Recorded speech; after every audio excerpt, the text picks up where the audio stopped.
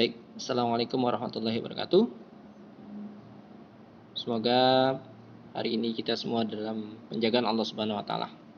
Semoga kita semua dalam keadaan sehat walafiat. Baik, topik pagi ini adalah tentang sikap terhadap dampak globalisasi. Sebagaimana kita ketahui bahwa globalisasi itu akan memunculkan perubahan di bidang teknologi, komunikasi dan informasi, termasuk juga di bidang ilmu pengetahuan tentunya. Nah, bagaimana cara kita bersikap? Tentunya ada dampak positif dan negatifnya. Karenanya kita juga harus mengambil keuntungan dari dampak globalisasi, namun juga kita harus menyaring secara sadar tentang dampak negatif yang nanti akan terjadi.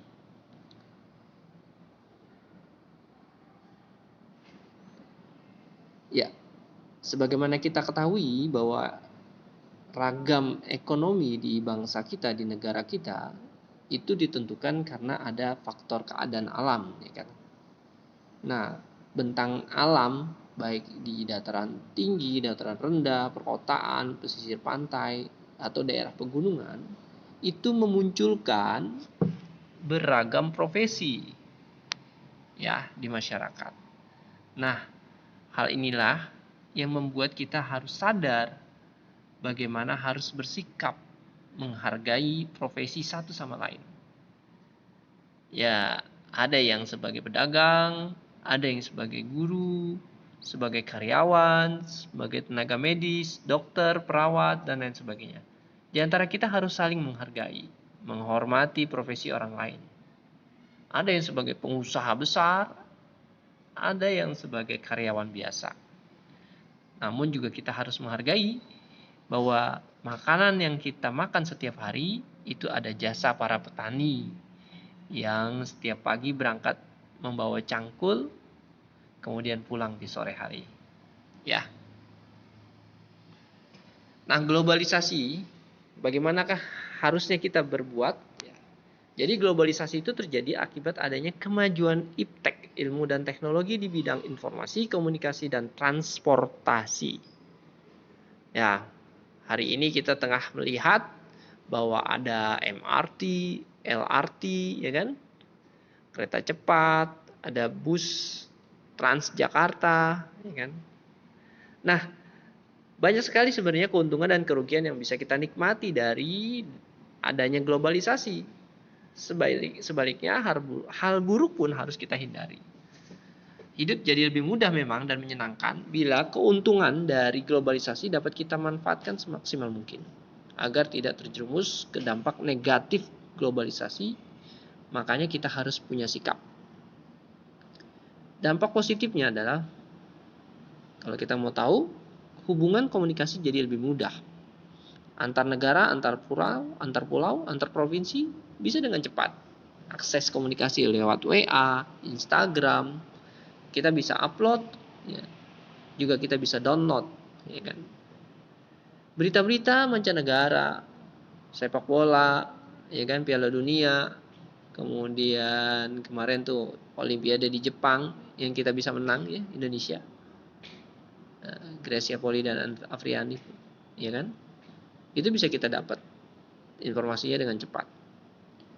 Kemudian persaingan pasar, ya kan, harga-harga bisa jadi murah mungkin karena banyak produsen yang memproduksi sebuah barang, namun karena banyaknya persaingan sehingga barangnya dibuat murah. Negatifnya, jadi diri bangsa semakin terkikis secara perlahan-lahan. Kita bisa lihat gaya hidup yang bebas, pergaulan bebas, ya kan, baik dari bahasa, kemudian pakaian, ya kan, tingkah laku dan lain sebagainya. Industri dalam negeri juga bisa terancam. Banyak buah-buahan lokal, ya kan, banyak bisnis-bisnis besar, toko-toko besar mengalahkan warung-warung kecil yang tradisional di tetangga kita, ya kan. Kemudian batas-batas antar negara juga semakin tidak jelas, tidak tegas. Banyak perusahaan asing yang bisa bermunculan di negara kita. Kalau sudah ada perusahaan asing, maka tidak menutup kemungkinan ada tenaga kerja dari Cina, Jepang, dan lain sebagainya. Bagaimana sikap kita untuk menghadapi globalisasi? Satu, pilihlah informasi yang baik dan berguna dari televisi, radio, internet, surat kabar yang kita saksikan, yang kita lihat. Saring, ya, filter baik-baik. Dua, jalankan perintah agama. Allah Subhanahu wa taala dan Rasul-Nya telah perintahkan kepada kita. Kalau kita adalah makhluk beragama, ya kan, yang punya iman, apalagi agama Islam, maka Allah dan Rasul-Nya. Junjung tinggi jati diri bangsa dengan berprestasi, baik di sekolah, di olahraga juga. Ya kan, itu mengangkat nama baik ketika ada bangsa kita memenangkan kejuaraan dunia misalnya. Bendera merah putih naik, ya kan? Dikumandangkan lagu Indonesia Raya. Itu kan mengangkat harkat dan martabat bangsa. Kemudian melestarikan kesenian tradisional, batik kita, tari-tarian kita, bahasa kita, itu mesti dilestarikan. Bagaimana caranya? Pelajari di sekolah-sekolah. Ya kan? Kemudian kenalkan, upload makanan-makanan khas tradisional kita sehingga orang-orang di luar sana tahu. Ya kan? Kegiatan-kegiatan kesenian kita, angklung, bahkan ada anak murid Pak Indra yang sekolah di Jerman sampai hari ini. Dia bersama teman-teman mahasiswanya di kedutaan besar Indonesia ya, di Jerman, itu sering menyanyikan lagu, kemudian membawakannya dengan angklung. Ya, itu kan bagian dari melestarikan kesenian tradisional bangsa kita. Kemudian belajar yang rajin untuk membangun bangsa. Biasakan diri bekerja keras, disiplin, hargai waktu. Jadi kalau ada tugas-tugas, maka kerjakan dengan tepat waktu. Apalagi kerjaan-kerjaan online semacam ini ya. Kerjakan dengan tepat waktu. Kalaupun ada hal-hal terkendala teknis, bisa dikomunikasikan melalui WA oleh wali kelas masing-masing. Tolak budaya asing yang bertentangan, ya. Jadi ambil yang baik-baiknya saja. Tapi kalau yang jelek-jeleknya jangan, karena sangat bertentangan dengan kepribadian bangsa kita. Kemudian cintai produk dalam negeri. Jadi kita beli makanan yang made in Indonesia.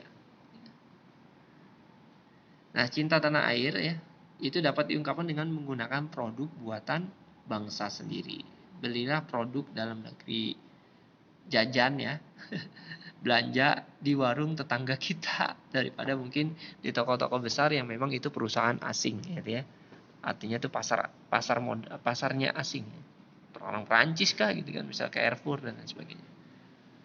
Nah, sikap cinta kita kepada tanah air dapat dibuktikan kalau di rumah itu kita pasang bendera pada saat upacara atau hari kemerdekaan. Nah, ini pada tanggal 1 Oktober nih, hari kesaktian Pancasila. Biasanya kan dalam menghormati jasa pahlawan revolusi kita gitu kan. Bendera setengah tiang. Kemudian pakailah produk-produk lokal, makan makanan buah lokal, apel Indonesia, ya kan? Jeruk Indonesia yang dari jangan jeruk Cina, ya kan? Di sekolah maka kita ikut upacara, dengan bangganya kita ikut upacara bendera di hari Senin, kemudian menggunakan kacu pada saat kegiatan ekstrakurikuler pramuka, ya. Kemudian belajar menari, bahasa daerah, belajar bahasa Sunda dengan semangat, itu juga bagian dari cinta tanah air.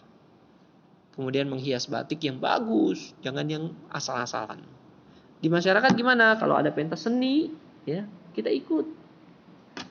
Kemudian kalau kita masuk ke daerah Baduy, ke daerah suku-suku pedalaman, kalau memang kita bisa bahasa daerah, gunakan bahasa daerah. Kemudian hiaslah lingkungan dengan bendera-bendera, itu juga bagian dari cinta kita kepada tanah air ini. Next. Baik anak-anakku sekalian, terima kasih atas kehadiran kalian semua. Semoga pembelajaran kita hari ini bisa diserap dan dipahami bersama. Jika ada hal-hal yang perlu kita tanyakan, yang perlu ditanyakan oleh Bapak, silakan. Bisa japri melalui WA atau ya bisa telepon dulu ya. Baik, tugas yang kita akan kerjakan adalah halaman 86 dan 123. Pilihan gandanya saja. Kemudian halaman 117, ayo berlatih. Oke, kita kerjakan. Pak Indra berikan waktu 20 menit.